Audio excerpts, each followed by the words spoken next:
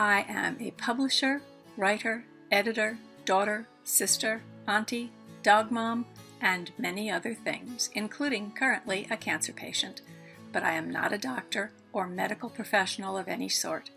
What you are about to watch is an episode of my journey through cancer. I'm sharing my adventure with you in hopes that you'll find something here that's comforting and maybe even inspiring. This video is not intended to provide any sort of diagnosis or treatment plan. Please go talk with your doctor for professional medical advice.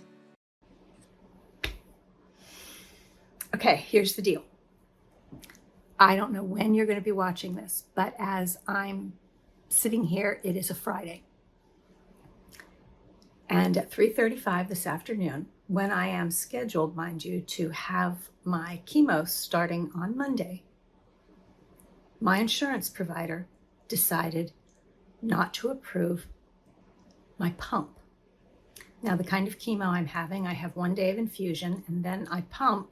They give me a little pump that's hooked up to my port, and I carry it with me for 96 hours, can't get it wet, have to carry it with me. It has to pump for 96 hours straight. And that piece of equipment is what the insurance was not going to approve. Now, that was my old insurance company. That was not Medicare, and it was not the new supplement that I have to my insurance. But it was the third time the old insurance company tried to deny parts of my treatment, really important parts of my treatment.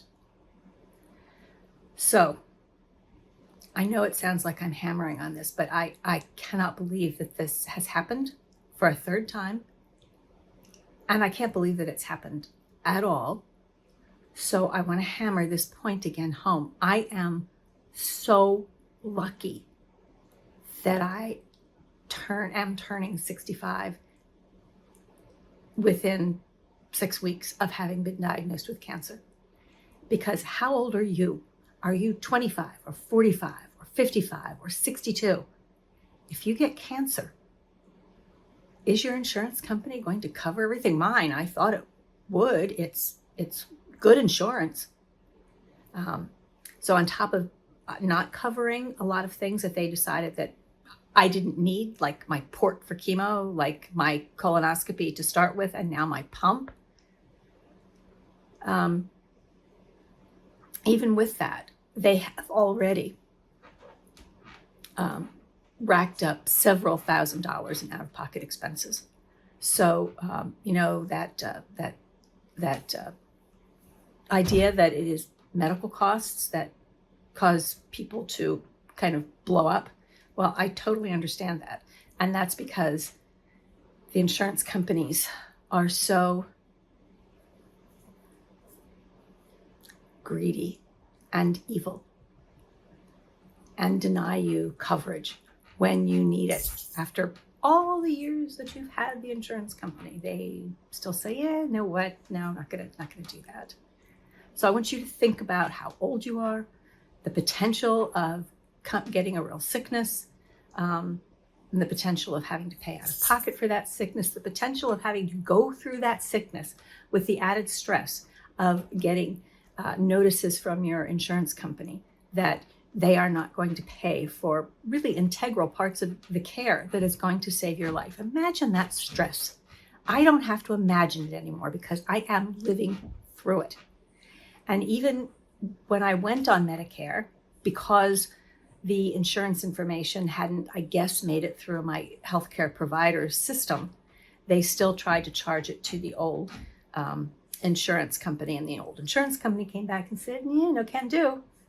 So it's straightened out. My pump is going to be taken care of by the new insurance that I have now, my supplemental that I'm getting as a Medicare recipient and an AARP member. So I'm okay, but you may not be. Your kids may not be. Your parents may not be. It is a situation where we are living in a country where people can die because insurance companies are a business. medical care is not a right, it's a luxury. We need Medicare for all. We need to have socialized medicine so that when I get sick and you get sick and your kids get sick and your husband gets sick and your wife gets sick and your cousin gets sick, that they can be taken care of and continue to live, and to do it without having to be sick and have to deal with the stress of the insurance companies on top of it. And I want to tell you that what you have to go through when you have cancer it's a big deal. It's a lot of tests, MRIs and PET scans and CT scans and blood work. I have given so much blood. I gave 3 vials. I was worried I was going to pass out on the way home from lack of blood in my system. And that's for my pre-oncology levels that they needed to get. It's a full-time job. And now I'm getting a pump, as I said. So let me just tell you what you go through when you get a pump, the information, total information overload.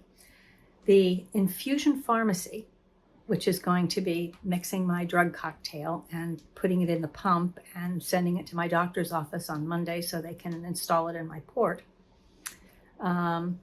They said it's going to include a little blue folder. I'm going to read this because it's a lot of notes. My pump is going to have a little blue folder in it, so please read through it and don't forget to sign the agreement so they can bill my insurance. Done. Then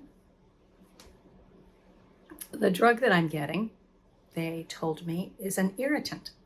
And if it gets on my skin, it will turn my skin red and burn. So I need to be careful not to get it on my skin. Okay, check. Then they told me that the pump cannot get wet and I would be unable to shower for the entire 96 hours that it was going to be pumping. So bird baths. I'm really not looking forward to going 96 hours without a shower. Okay, then they tell me that my bodily fluids, things like pee, are going to be contaminated, chemo contaminated, for not only 96 hours, but even 48 hours beyond the 96 hours. So any body fluid that I might expel will be chemo contaminated. And if I get any of my bodily fluids on my clothing, I have to wash the clothing on the highest setting and don't wash it with anybody else's laundry. And when I go to the bathroom, I have to close the lid of the toilet and flush it twice. And then they're also, in case there's a spill, a chemo spill, in case my port leaks or my bag of chemo drugs bursts, which they say is very rare, but they are sending along what I can only consider a hazmat kit that will have a robe and gloves and disinfectant and all of this in, so I can clean up that chemo spill. I also, of course, have to practice good hand hygiene, especially when I touch my port, and I need to check the port and the dressing at least twice a day. And my pump will have an alarm on it, so if any of my clamps, I haven't seen this pump yet, so I'm assuming I'm going to get a good lesson when I go see the doctor on Monday. But if my port beeps, it means probably that one of the clamps is open. So there will be a button for me to push to acknowledge that there's something wrong with my pump, and then I will have to look for kinks or things like that in the line. And if I can't fix it, I have an 800 number to call to help me fix that. I am to stay hydrated, to avoid caffeine. So I guess I'll give myself just a little bit of coffee in the morning, because who can go without coffee? I can't go without coffee. Just to maybe a swallow.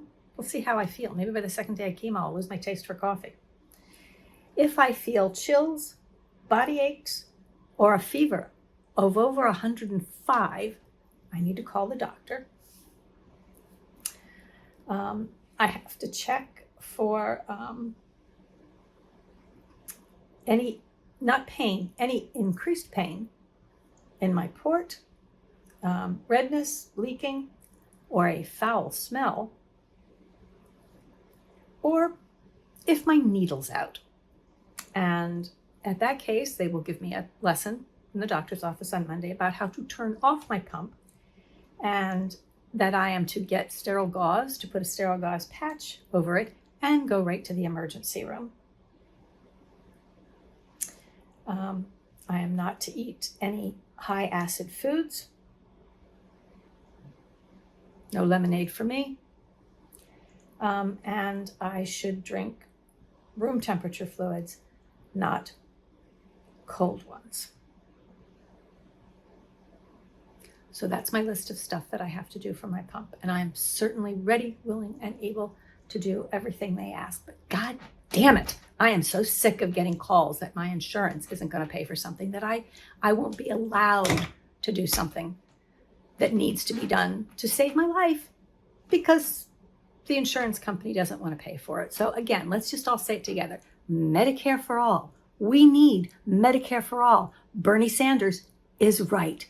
So yeah, vote like your life depends on it, because for many, many, many reasons, it does. If you liked this video or found it helpful, give it a like, subscribe, and don't forget to ring the bell.